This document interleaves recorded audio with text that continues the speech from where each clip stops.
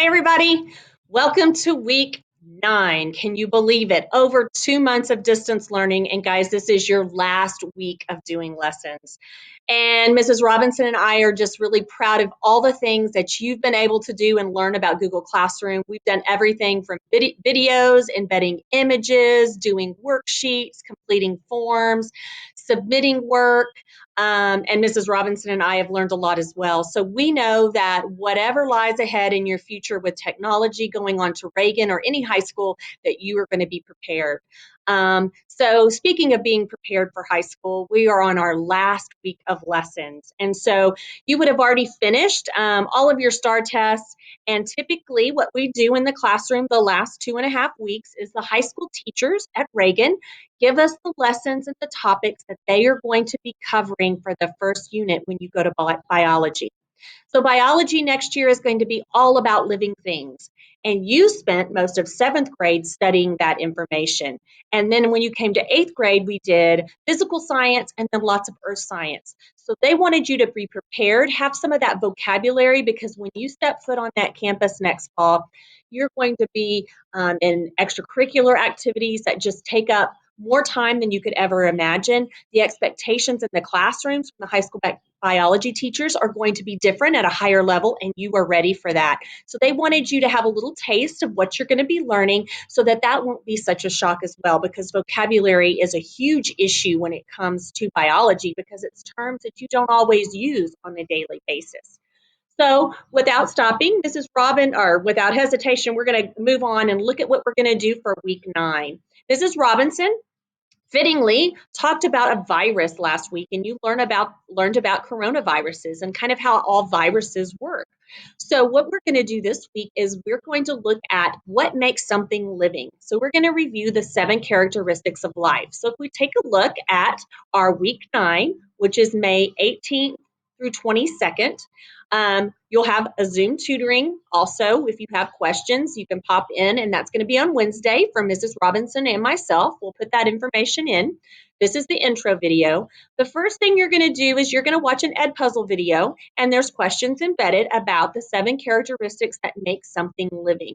Now, you may want to take some notes about these 7 characteristics of life, but those will be embedded in there. And then you're going to have characteristics of life definitions.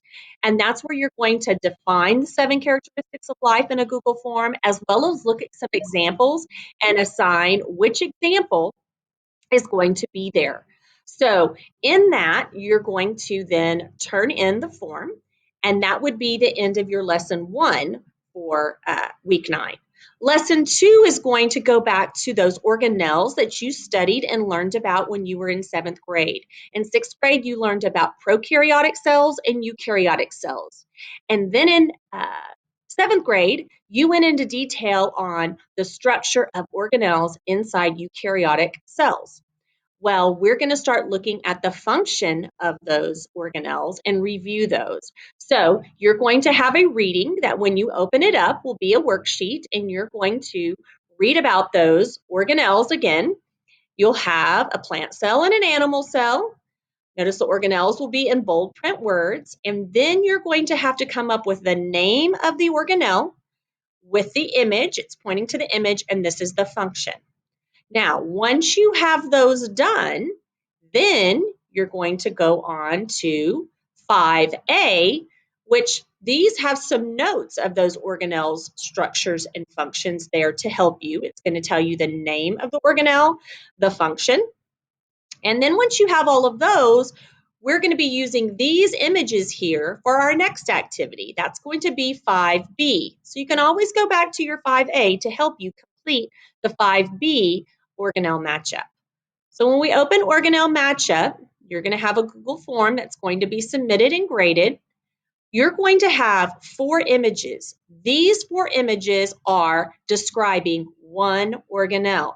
So based on these clues, you will say, well, which organelle is that describing? And you will click on the one organelle that those 4 images are describing. Again, you'll get 4 more images. These 4 describe one organelle. Choose which one, and then you will describe that. Then the last thing, our campus is doing Premier Pursuit, and so you're going to be doing an organelle scavenger hunt. So you're going to take pictures around your house of something in your house, something you use, maybe something in your yard that would represent and be an analogy to what each organelle does for the cell. So you would open up this Google slide, and it's our Premier Pursuit organelle analogy, and this would earn you your piece in our Bulldog Pursuit, kind of like Trivial Pursuit. And I will attach a video to this to help you remember how to insert your own images. But what you're going to do, for example, I did cell wall for you, and you find an image of something outside, inside, something you use that represents the function of the cell wall. Well, we know the cell wall supports and protects plant cells. So what I did is I took a picture of my fence. You're then going to also have to insert a text box that explains why you have chosen that image to represent that organelle. So for example, I took a picture of my fence in my backyard, and it says, "My fence is sturdy and protects my yard and property." So I just so happen to have my garden in there as well, because we know a plant cell, cell wall protects the plant and gives it structure for each of their cells. So again, if you have any questions, don't hesitate to show up to Zoom where Mrs. Robinson and I can help you. You can also ask us questions through private comments in Google Classroom, or use your personal, or not personal, but your school email to send us an email, and we'll gladly help you. So last week, let's get it done. And this week, everything is going to be due by 4:15 on Friday, so that we can get everything graded and all those grades posted to close out the semester and the year. Miss you and can't wait to see you next week. Bye.